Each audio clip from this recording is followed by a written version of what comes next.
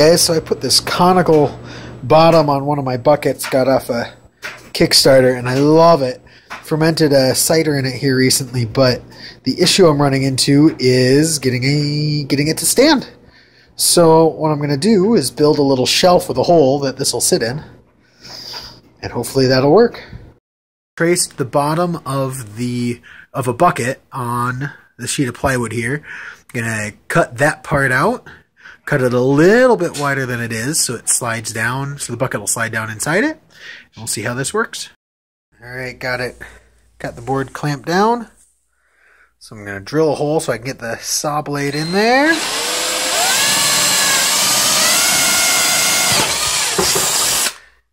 There we go. Gives me a place to start.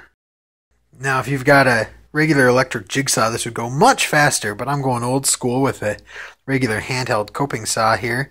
Now with these, the handle unscrews so that you can changing the blade. So I'm just going to put the blade through the hole I just drilled. We'll be back when I got that done. Alright, got the blade threaded through the hole there and re-locked into place. So now I can just use that to go through and cut out my circle. Well, I got a little bit done. I got, what, 4 or 5 inches there done. You can see it's been a while since I've actually used this, kind of a jaggedy line, but that's alright. It'll work. What, 4 or 5 inches done and lots to go. Well, I'm just a hair over halfway done. I'm going to flip it over or spin it so I can get to the other side because I'm running into the edge. We'll get it done. One other thing I learned recently, these clamps that I'm using, nothing fancy, El Cheapo ones from Harbor Freight.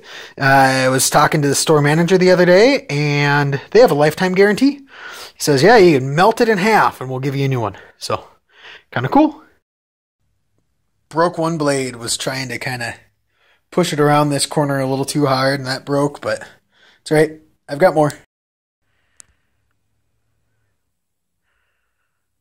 I made it all the way around, and piece pops right out.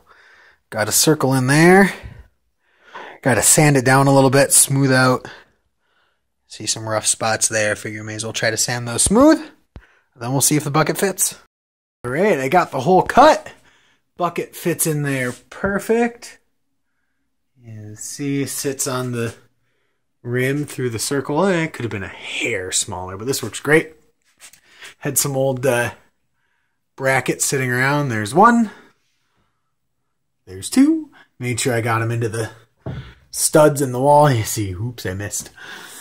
But there's my conical. There's my what was for bottling, but now it'll work great for pouring off gravity samples. And it's a little high, but that's all right because I've got my little pump that I use for recirculating anyway. So I'll just pump it from brew kettle to fermenter. Should be great. There we go. Project done.